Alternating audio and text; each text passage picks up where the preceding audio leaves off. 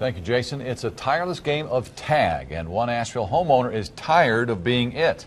Kenneth Thomas has been the victim of graffiti 3 times in the last 6 months and now says enough is enough. News 13's Evan Donovan joins us live from Thomas's house in West Asheville. And Evan, why does Thomas think he's being targeted? That's a good question, Frank, and I'm not really sure that he is. There are actually a lot of surfaces along this little alleyway next to Louisiana Avenue that have graffiti on them, including this wall that abuts Kenneth Thomas's property, as well as this storefront right here.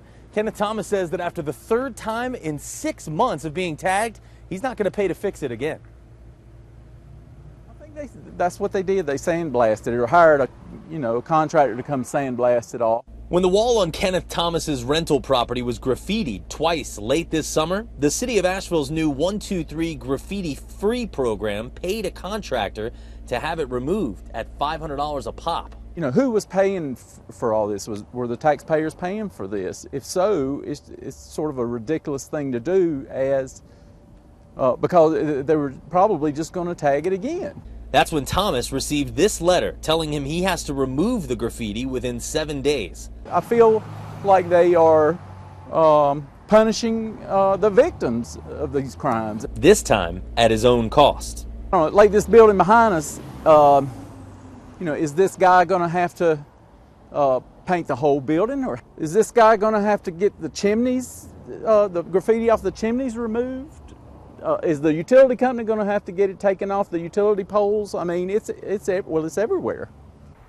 It's not just the alleyway brick wall near Kenneth's property. Just a few feet away, store owners are dealing with the same type of tagging.